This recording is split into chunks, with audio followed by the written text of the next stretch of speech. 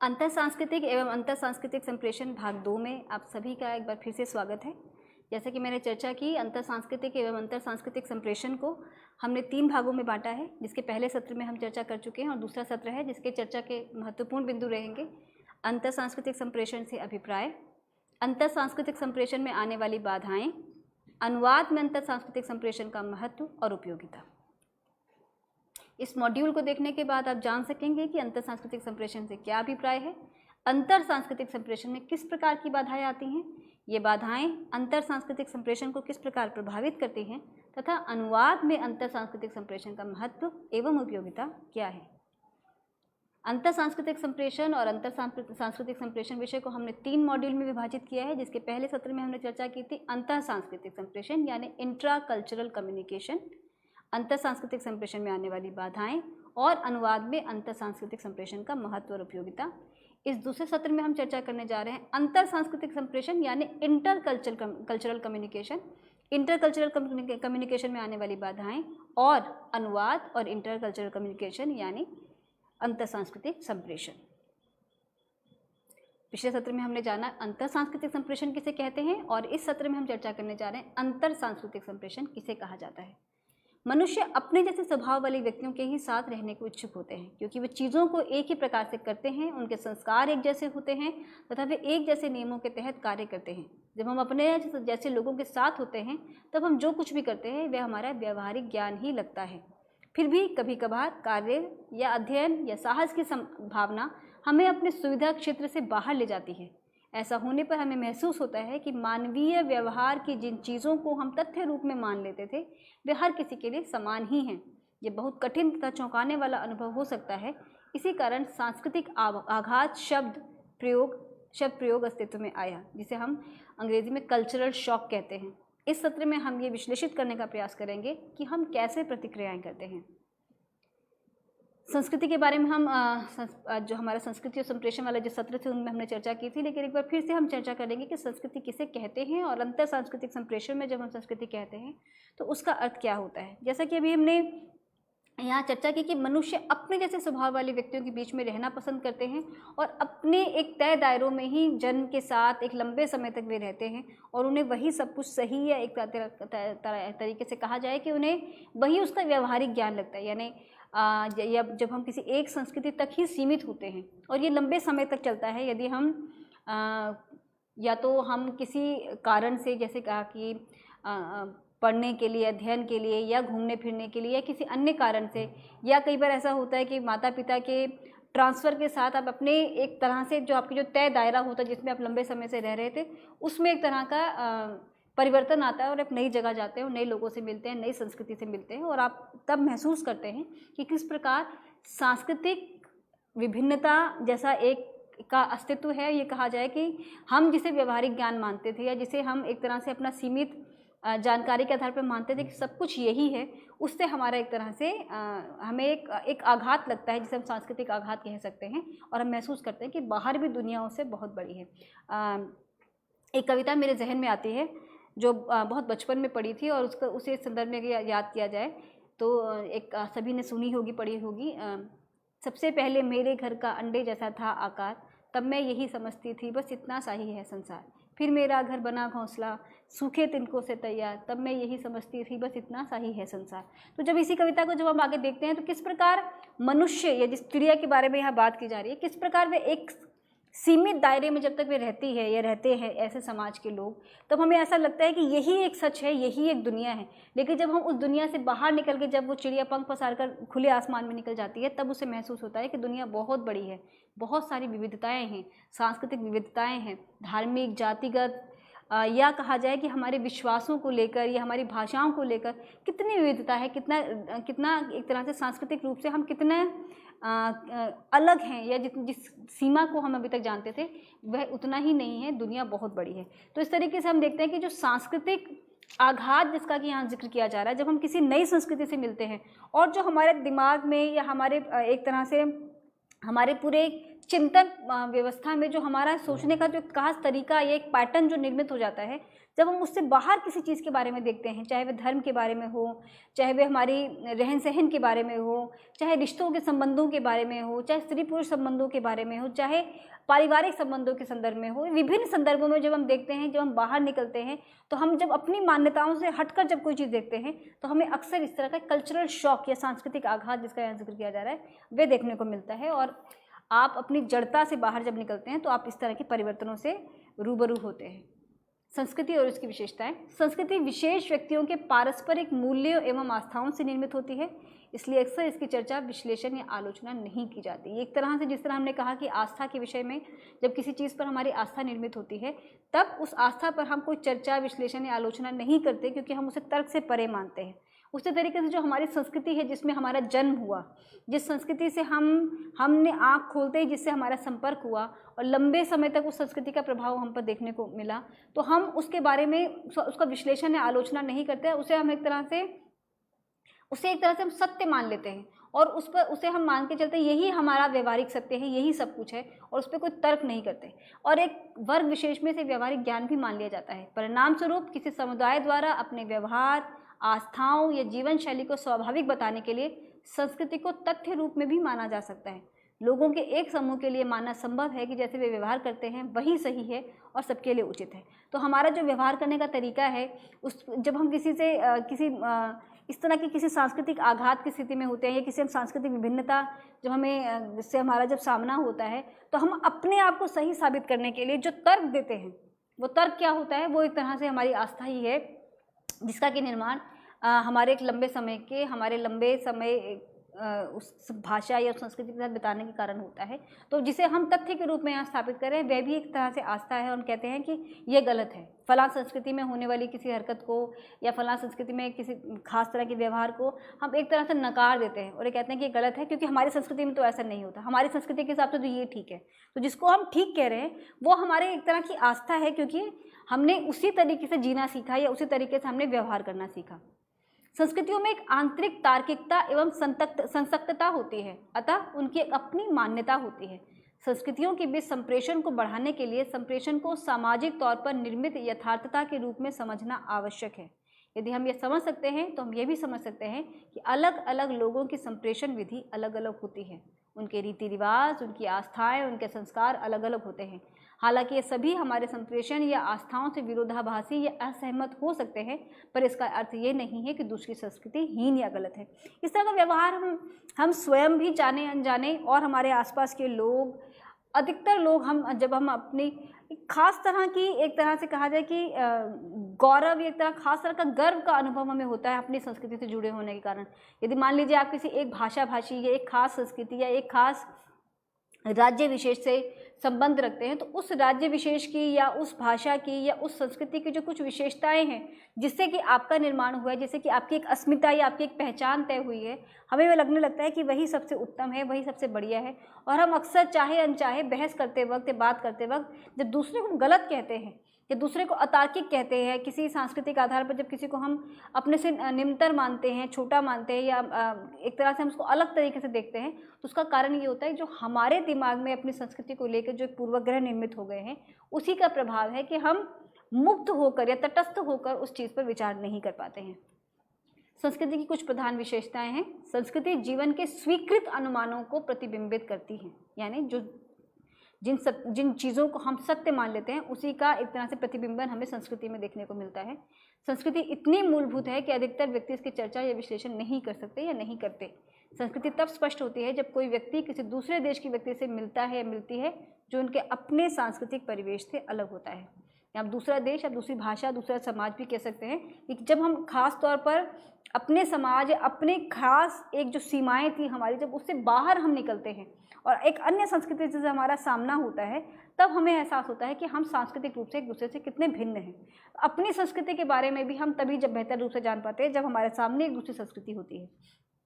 संस्कृति पीढ़ी दर पीढ़ी बदलती है, क्योंकि जैसा मैंने कहा कि समय की ज़रूरतों के हिसाब से यह कहा जाए कि एक तरह की गतिशीलता, समय समाज की गतिशीलता की वजह से भी हमारी जो सांस्कृतिक जो विशेषताएं हैं उसमें भी कुछ नया जुड़ता रहता है, कुछ छूटता रहता है। तो हम अलग संस्कृतियों से यदि मिल रहे हैं या समाज की संस्कृति के कुछ लोगों ने अपनी एक धारणा या विचार निर्मित किया है, उसका यदि प्रभाव दूसरे लोगों पर देखने को मिलता है, तो इस तरीके से हम देखते हैं कि किस प्रकार संस्कृतियाँ भी पीढ़ी दर पीढ़ी बदलती हैं। हमारे दादा दादी या नाना नानी जिस तरह का व्यवहार करते थे धर्म या संस्कृति या त्योहारों को या रीति रिवाजों को या शादी ब्याह को लेकर, ठीक वैसा ही प्रभाव या ठीक वैसी ही चीज़ें मेरे माता पिता, उसके बाद मैं या मेरे बाद जो आने वाली पीढ़ी है, उस पर वही चीज़ हमें देखने को नहीं मिलती। तो हम ये देखते हैं कि विभिन्न कारणों से, जिसकी हमने पिछले चर्चा भी की थी, विभिन्न कारणों से ये सांस्कृतिक विविधताएं व्यक्तित्व में आती हैं और हम देखते हैं कि पीढ़ी दर पीढ़ी संस्कृतियों में कुछ नया जुड़ता है और कुछ छूटता चला जाता है।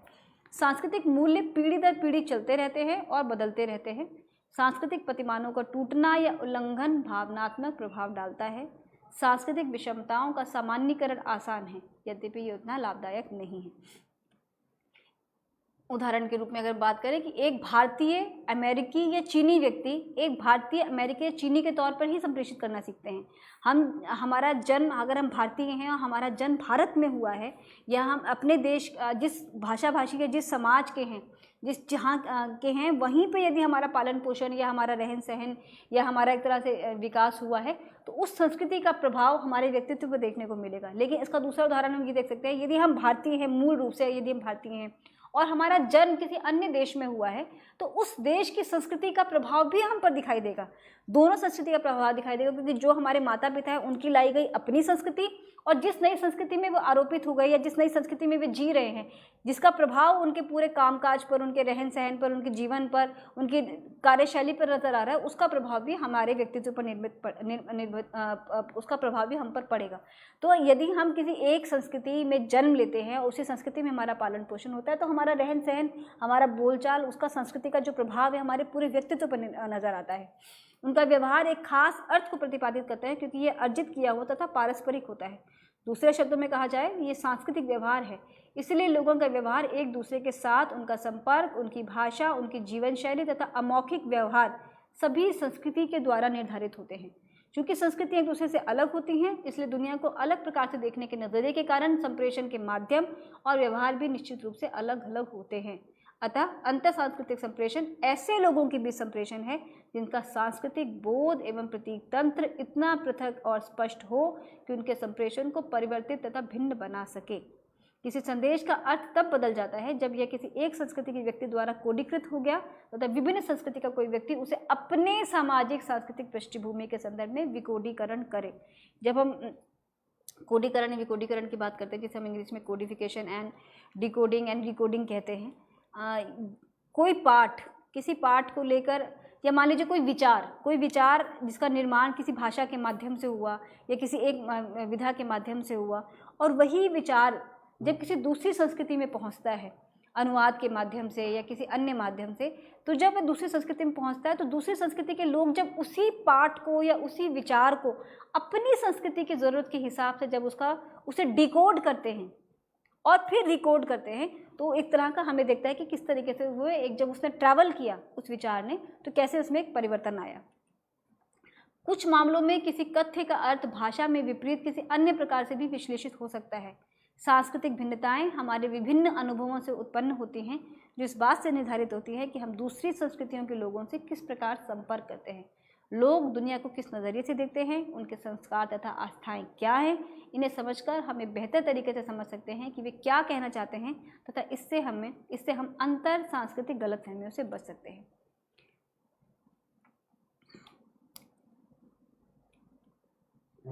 अब हम जानेंगे अंतर सांस्कृतिक संप्रेषण की बाधाएं।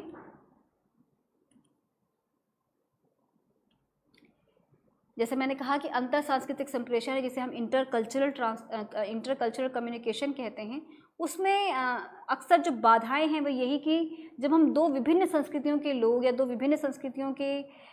विचार जब आपस में टकराते हैं, तो किस तरीके से भाषाई आधार पर, विचारों के आधार पर, हमारी मान्यताओं के आधार पर किस प्रकार उसमें विभिन्नता देखने को मिलती है। एक तरह से कहा जाए कि एक तरह की अड़चन आती है जब उस तरह का संप्रेषण आप करते हैं। यदि हम भारतीय संस्कृति के लोग जब पश्चिमी संस्कृति के लोगों से मिलते हैं तो हमारी जो मान्यताएं, हमारा जो रहन सहन, हमारा जो विचार करने का तरीका, हमारा परिवेश, धर्म, हमारा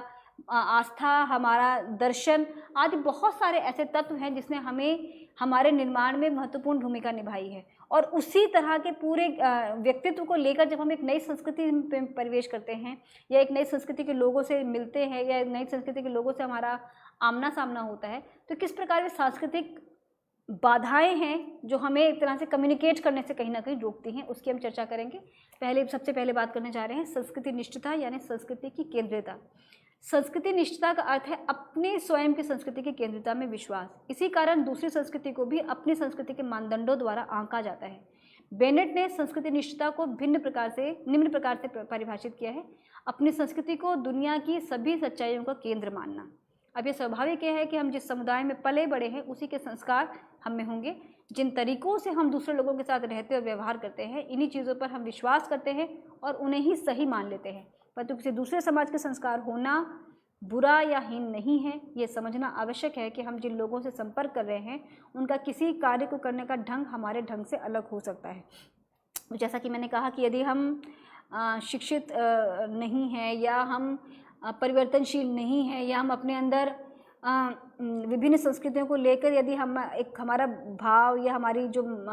विचार है वो खुले नहीं हैं या हम खुलकर दूसरी संस्कृति को स्वीकार नहीं करते हैं तो अक्सर ये संस्कृति निष्ठता या अपनी संस्कृति के केंद्रीकरण की जो भावना है हमारे अंदर बहुत प्रबल हो जाती है। और जब हम दूसरी संस्कृति को देखते हैं या दूसरी संस्कृति के लोगों से जब हम मिलते हैं या उनके किसी व्यवहार को देखते हैं, जीवन मरण से संबंधित हो, खान पान से संबंधित हो, रहने सहने से संबंधित हो, एक दूसरे से मिलने से संबंधित हो, विवाह से संबंधित हो या अन्य कारण बहुत सारी चीज़ें हैं, शादी ब्याह से संबंधित हो, तो उनकी संस्कृति हमारी संस्कृति से अलग होने के कारण हमें ऐसा लगता है कि उनकी संस्कृति हमसे कमतर है या उनकी संस्कृति में जो व्यवहार का ये तरीका है ये गलत है, क्योंकि हम वैचारिक रूप से इतने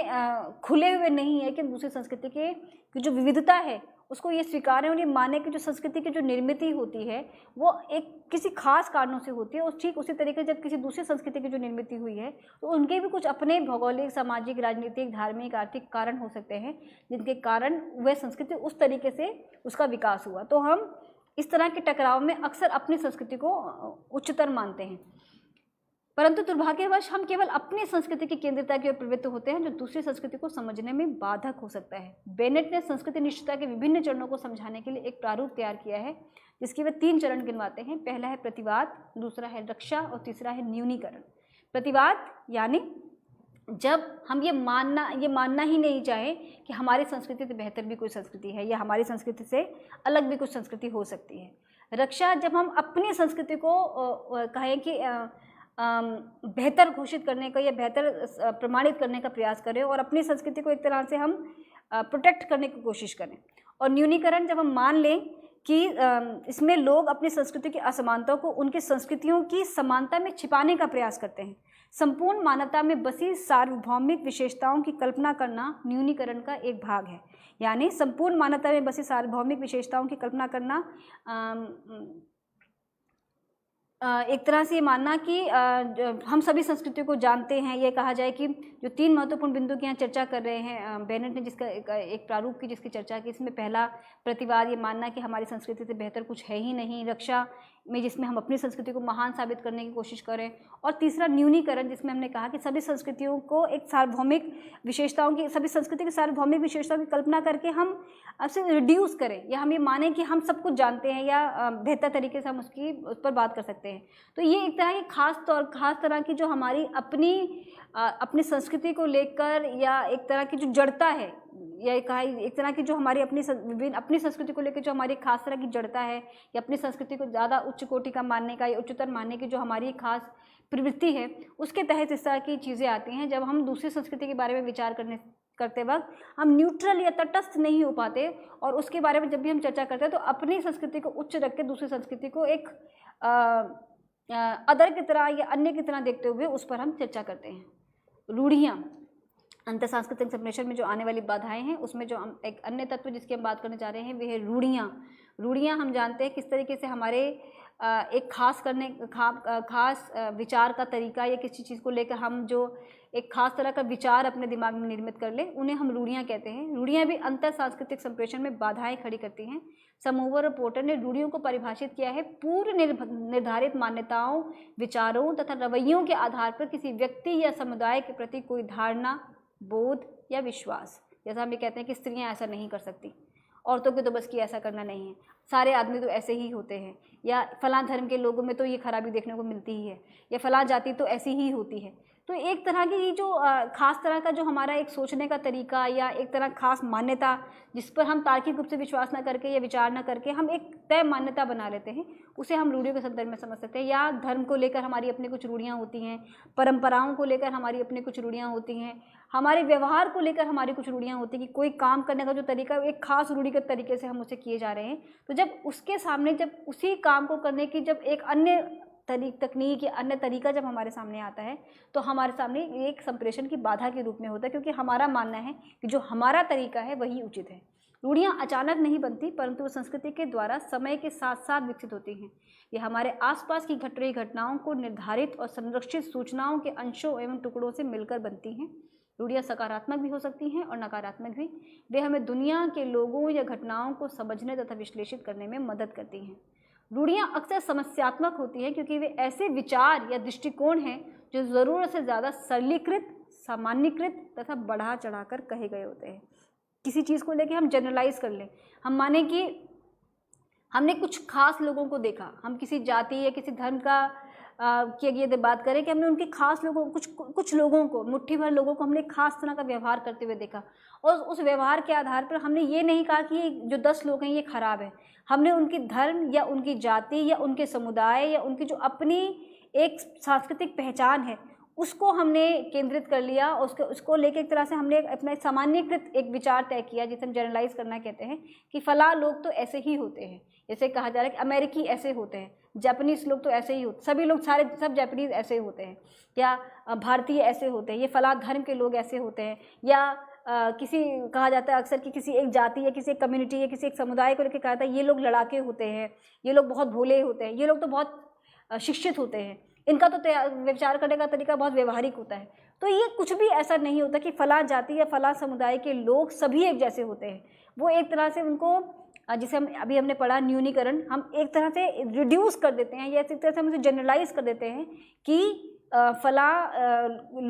फला समुदाय के कुछ लोगों को देखकर हमने एक मान्यता निर्मित कर ली और हमने तय किया कि सब ऐसे ही होते हैं, या महिलाओं को ऐसा ही होना चाहिए, पुरुषों को ऐसा करना चाहिए। ये रूढ़ियाँ हैं क्योंकि ये धारणाएं उन विश्वासों पर टिकी होती हैं जिनमें पूरी सच्चाई नहीं होती तथा वे विकृत तथ्यों पर आधारित होती हैं, यानी जिसका कोई तार्किक आधार नहीं होता। यदि आप किसी पर्टिकुलर संस्कृति विशेष के लिए या किसी एक खास समुदाय के लिए जब आप एक तरह का विचार निर्मित करते हैं तो उसके पीछे उसकी कोई टेस्टिंग या एक तरह से कहा जाए कि उसका कोई कसौटी, किसी कसौटी पर कस को उसको नहीं देखा गया और साबित किया गया। तो कोई साइंटिफिक कोई टेक्निक नहीं है उसके पीछे कि हम किसी पर्टिकुलर सोसाइटी, पर्टिकुलर कंट्री, किसी देश, किसी समुदाय के लोगों के प्रति ऐसा एक विचार बनाएं।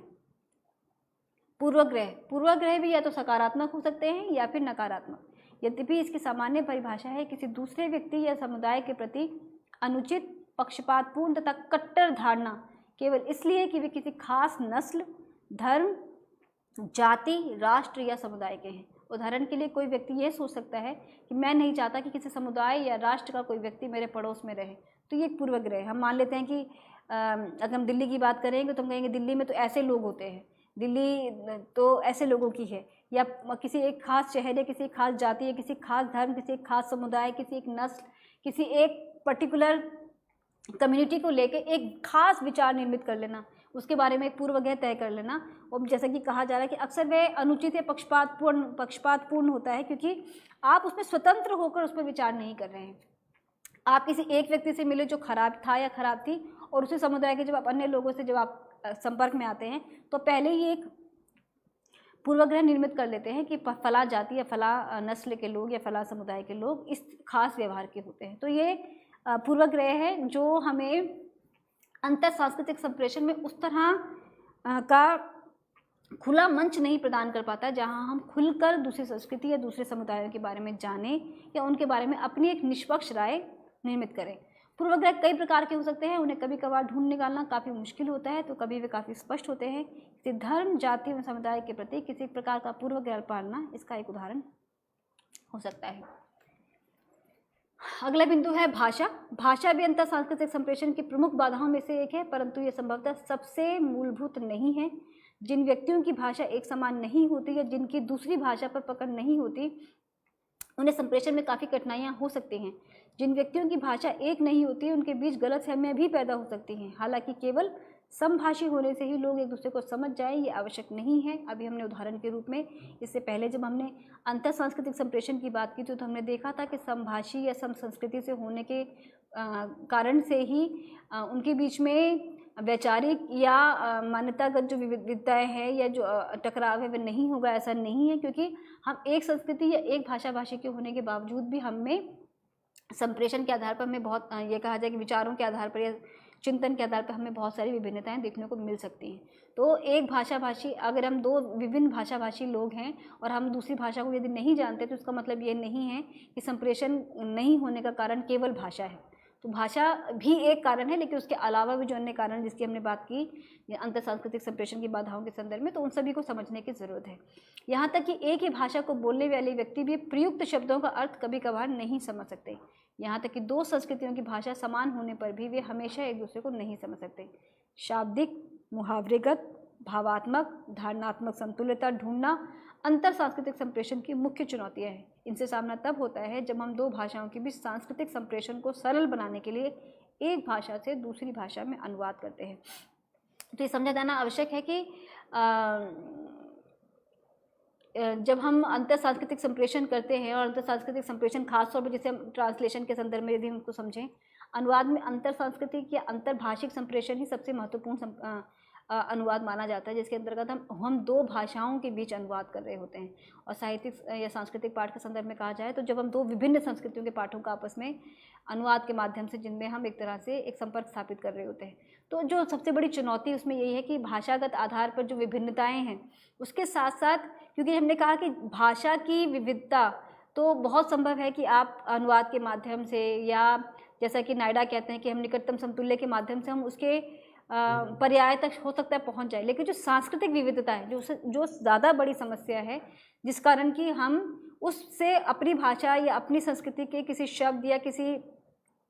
संदर्भ का जब अनुवाद हम नहीं ढूंढ पाते हैं, उसका कारण केवल भाषा नहीं है। उसका जो महत्वपूर्ण कारण है वह सांस्कृतिक विविधता है। और सांस्कृतिक विविधता इस तरह कि जो मान्यता या जो व्यवहार एक पर्टिकुलर संस्कृति में देखने को मिलता है, यदि वह सेम मान्यता या अवधारणा या विचार हमें दूसरी संस्कृति में यदि देखने को नहीं मिलता है, तो आप उसका अनुवाद नहीं कर सकते। यहाँ भाषा से बड़ी अड़चन संस्कृति है, क्योंकि यदि हमने कहा कि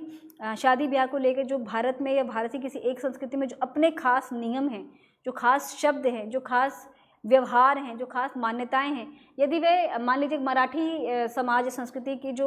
अपने शादी ब्याह को लेकर जो नियम और व्यवहार है, और आप उसकी तुलना या मराठी साहित्य का अनुवाद या पंजाबी या गुजराती या अन्य किसी भाषा में जब आप कर रहे होते हैं, तो हम अक्सर देखते हैं कि क्योंकि वे सेम बहुत सारी चीज़ें ऐसी हैं जो उस भाषा विशेष में या उस संस्कृति विशेष में थी, लेकिन दूसरी संस्कृति भाषा में नहीं है, तो वहाँ अनुवाद में अक्सर दिक्कतें आती हैं। ये तो फिर भी हमने भारत के संदर्भ में दो बात की। यदि हम दो विभिन्न देशों की भाषाओं की बात करें, हम भारत और पश्चिमी भाषाओं की बात करें, हम अंग्रेजी और हिंदी भाषा की बात करें, तो सांस्कृतिक रूप से, धार्मिक और सामाजिक बनावट के रूप से वो दोनों संस्कृति एक दूसरे से बहुत अलग हैं। तो भाषा की विभिन्नता के साथ या भाषाई चुनौती के साथ साथ जो सबसे बड़ी चुनौती है वो उसकी सांस्कृतिक चुनौती है, जिससे ही उसके शाब्दिक शब्दों का निर्माण होता है, उनकी मुहावरों का निर्माण होता है, उनकी भावात्मक अभिव्यक्तियों का निर्माण होता है। यह कहा जाए कि भाषा की जो एक, जिसकी जब हम भाषा की बात करते हैं, तो भाषा की जो निर्मिति का कारण है वो हमारा समाज है। हमारे समाज, हमारी संस्कृति से ही भाषा की उत्पत्ति होती है।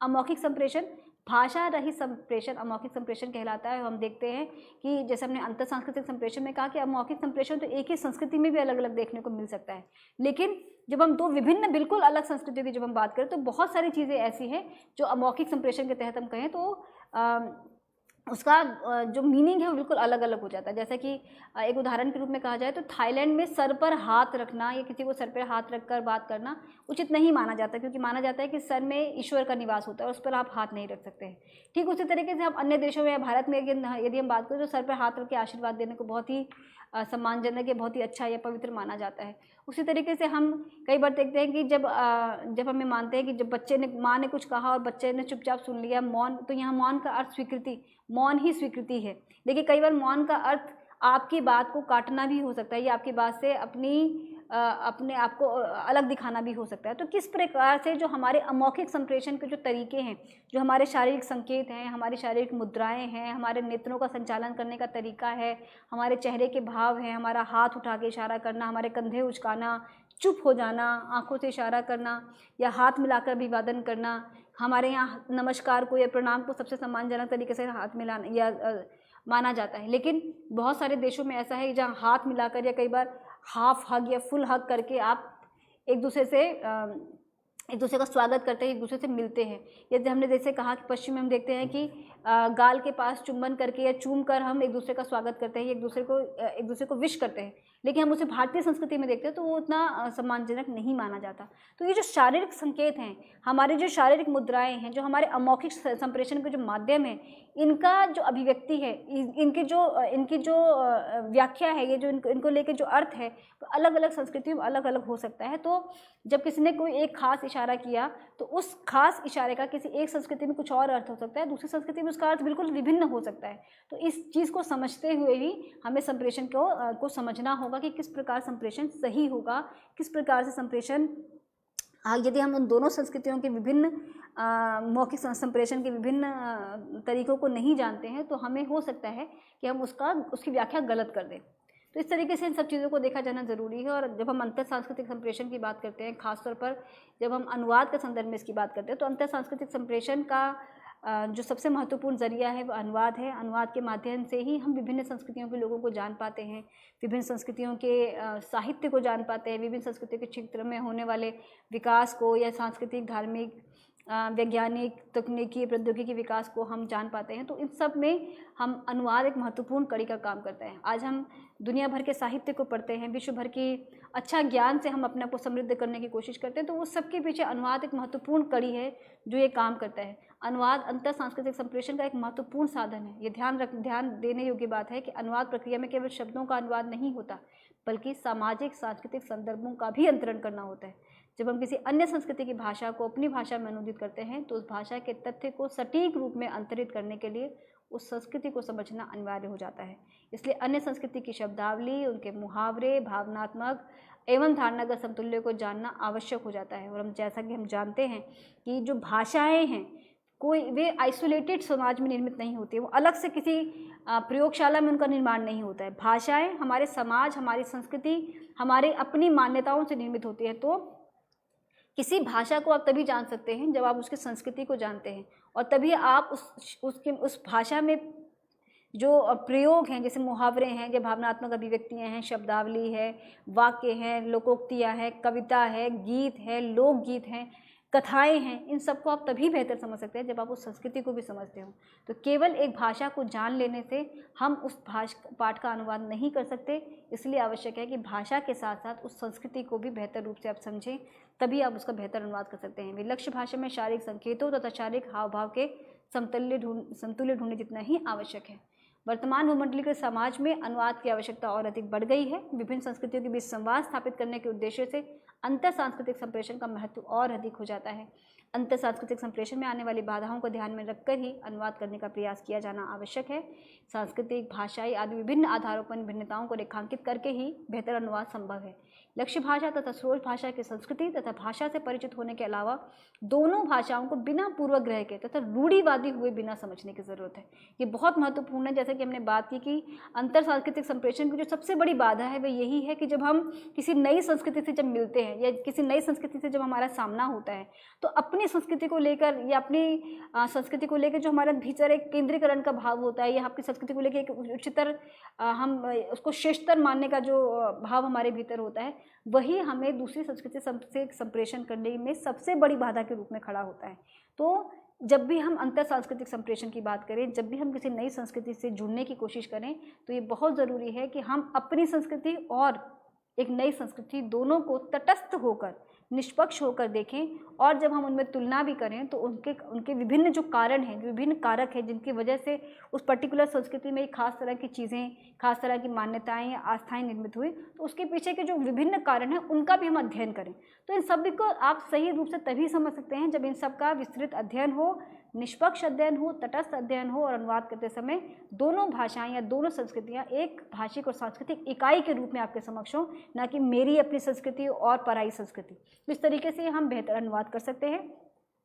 इस सत्र में हमने जाना कि अंतर सांस्कृतिक संप्रेषण क्या है, अंतर सांस्कृतिक संप्रेषण की बाधाएं क्या क्या हैं, और किस प्रकार अंतर सांस्कृतिक संप्रेषण अनुवाद के लिए बहुत उपयोगी हैं। इन तीनों चीज़ों पर हमने विस्तार से चर्चा की। अगले सत्र में हम चर्चा करेंगे कि अंतर सांस्कृतिक संप्रेषण या अंतर सांस्कृतिक जब अनुवाद किया जाता है तो उसमें किन किन बातों का ध्यान रखे जाने की आवश्यकता है। इस सत्र के लिए नमस्कार, धन्यवाद।